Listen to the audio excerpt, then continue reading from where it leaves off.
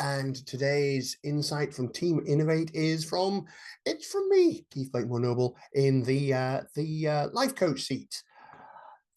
I thought today what I would talk about is phobias. One of the things that I help people with is conquering phobias. That's kind of how I got into doing all of this, was conquering my own phobias. I had three.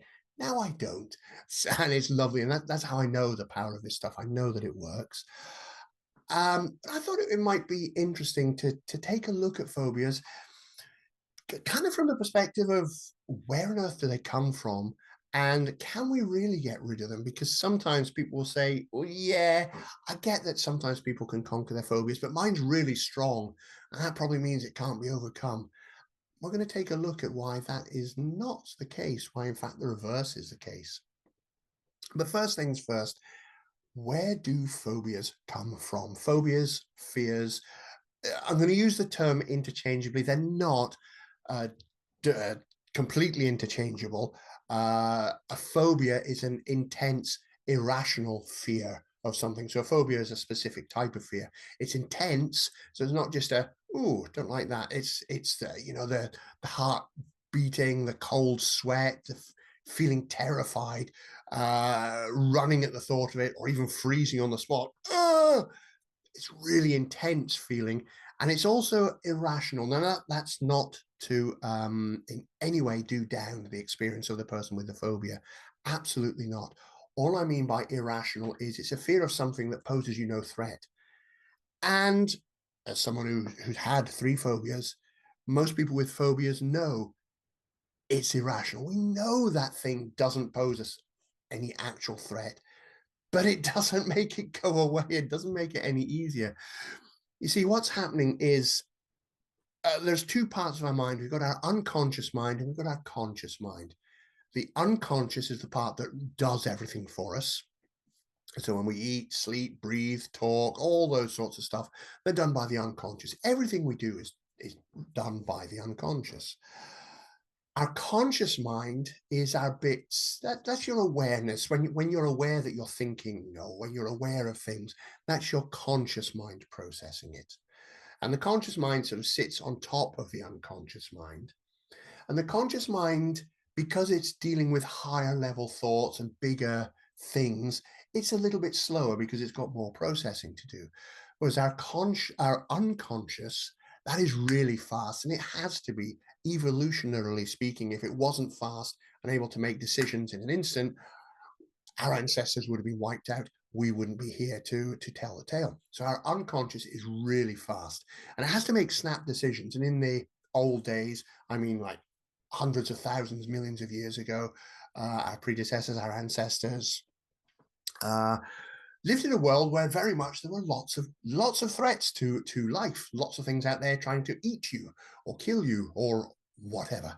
So you had to make really, really quick decisions about threats. See something, perceive that it's a threat, and react accordingly. So our unconscious has got really good at spotting things which could be a risk, could be a threat, and it does that really, really fast, really rapidly.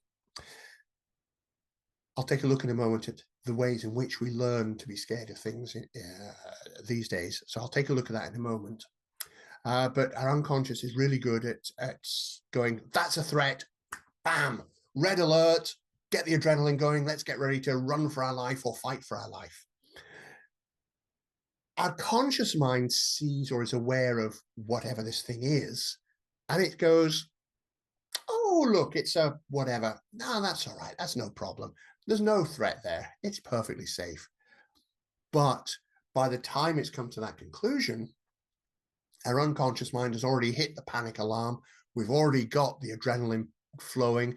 We've already got the effects of that on our body, the increased heart rate, breathing, all that stuff. So we're in full fight or flight mode. Our brain is now getting two signals. It's getting one part of the brain saying, this is dangerous. It's got the other part of the brain going, there's no problem. That's where we can get the freeze reaction, because our brain is now just totally confused. Well, do I run? Do I fight? Is it safe? Is it dead? What do I do? And that's where we can freeze. So we've got fight, flight, or freeze. That's why no matter how irrational a phobia is, you can't logic your way out of it because the emotional side, the unconscious emotional side, has already kicked everything in because it's had millions of years of evolution of spotting these dangers and getting us out of them. Society has evolved, is much safer, but our minds haven't caught up. Evolution takes a lot longer. So, how do we learn phobias? There are three different ways. Nobody is born scared of anything. We're not born with phobias. We're not born scared of anything at all. As anyone who's ever had young children or had to look after young children, babies will know, they are not scared of anything. They would crawl across the ceiling if they thought they'd get away with it. We're not born scared of anything. We learn. And there are three ways in which we learn. One is by observation. So, for example, we might see a parent freak out every time they see a spider. Very quickly we go, oh, okay, I get it. Whenever I see one of those, I freak out. Got it. I can do this. Hey, I'm nailing this living business. Whoa. So a lot of fears, a lot of phobias, a lot of many things are taught by our parents, our guardians, by those close to us. Second way is through being taught, directly taught. There are four words which I'm willing to bet everybody in this room has heard many times when we were young and growing up. Don't talk to strangers. We've all had that told to us, yeah? And it's absolutely life-saving. No two ways about it. It has saved and protected many, many a child. But here's the thing. When was the last time you were told, you know what, you're big enough and old enough, you know how to look after yourself. It's okay to talk to strangers now. We're never told that, right? Worse than that, the way it's told to us, sometimes the amount of fear that's behind it, it doesn't come across as, oh, by the way, don't talk to strangers. It comes across more, don't you dare talk to a stranger, because if you talk to a stranger, they'll kill you to death. And mummy and daddy will be very upset. It'll all be your fault because you spoke to a stranger. Is it any wonder so many people have fear of speaking with strangers? And it's not just strangers that we get taught about scary things.